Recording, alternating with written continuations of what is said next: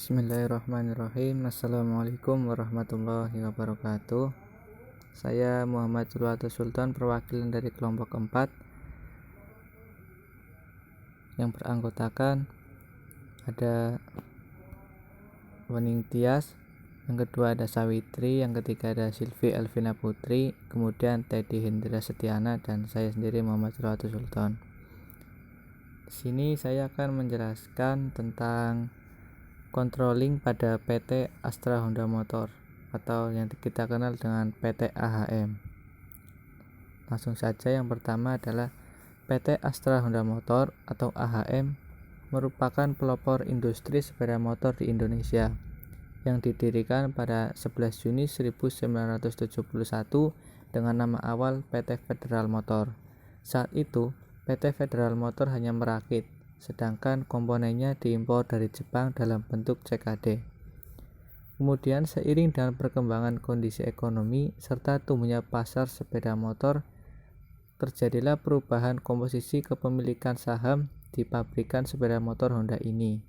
Dan pada tahun 2001, PT Federal Motor dan beberapa anak perusahaan dimerger menjadi satu dengan nama PT Astra Honda Motor, yang komposisi kepemilikan sahamnya menjadi 50% milik PT Astra International Tbk dan 50% milik Honda Motor Co Japan. Nah, selanjutnya adalah production control pada PT Astra Honda Motor Jakarta.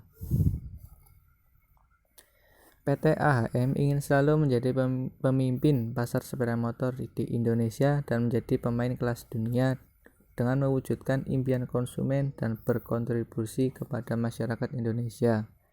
Dan sejauh ini, penjualan sepeda motor merek Honda selalu melampaui target penjualan yang telah ditetapkan. Hal ini tidak terlepas dari fungsi pengawasan yang merupakan salah satu fungsi manajemen. Dan seyogianya, fungsi pengawasan itu dilaksanakan secara bersamaan dengan fungsi manajemen.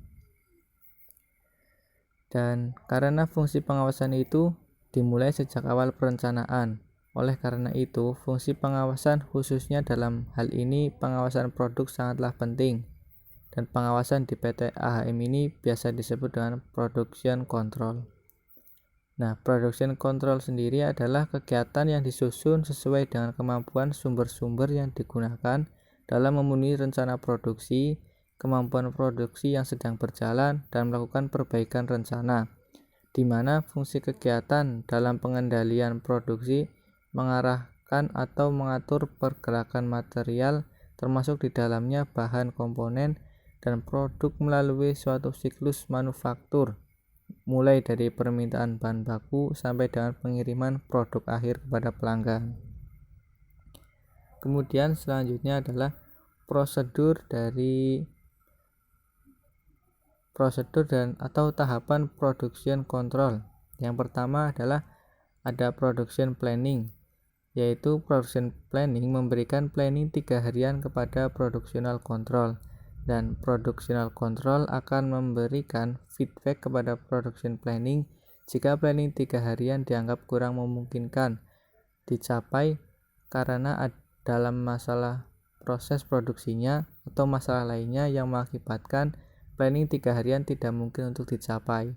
Dengan demikian, planning 3 harian yang sehari-hari menjadi dasar bagi seksi-seksi produksi untuk bekerja sangat terkontrol dan terencana sesuai dengan MPS.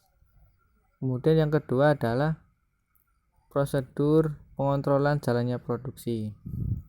Nah, dalam setiap prosedur maka juga ada kendala yang terjadi pada PT tersebut. Kami merumuskan ada 3. Yang pertama adalah planning produksi, yang merumuskan pertanyaan yaitu apakah urutan planning pada hari berjalan hari ke N boleh diubah. Kemudian solusi untuk menjawabnya adalah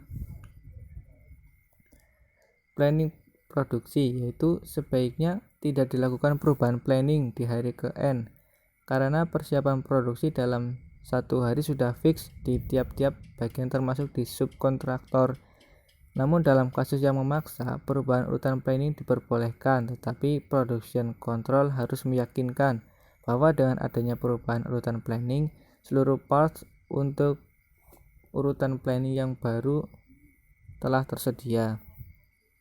Nah, kemudian rumusan masalah yang kedua atau kendala yang terjadi yang kedua adalah di bagian pengontrolan produksi, yaitu pertanyaannya adalah apakah semi-finished goods atau SFG unit motor diperbolehkan karena kekurangan part? Jawabannya adalah sebaiknya hal ini tidak dilakukan, namun dalam keadaan genting SFG diperbolehkan asalkan dapat diselesaikan pada hari itu juga. Untuk itu, PC harus meyakinkan kapan parts yang kurang tersebut dipenuhi. Kemudian yang ketiga adalah di bagian aktual produksi. Pertanyaannya adalah apa yang sebaiknya dilakukan jika ada pihak yang berselisih pendapat tentang pembeban minus produksi di assembling. Jadi jawabannya adalah atau solusinya yang tepat yaitu semua pihak yang berselisih ditampung dalam meeting atau berkumpul seluruh pihak yang terkait dan undang juga bagian yang lain yang benar-benar mengerti dan terlibat dalam masalah ini, sehingga yang diharapkan adalah bisa menjadi penengah. Seluruh pihak yang hadir harus menjunjung tinggi hasil meeting karena hasil meeting tersebut sudah disepakati bersama. Dan kesimpulan yang dapat kita ambil adalah bahwa sistem kontrol yang dijalankan pada PT Astra Honda Motor sudah berjalan dengan baik, walaupun masih ada beberapa kendala yang harus diselesaikan.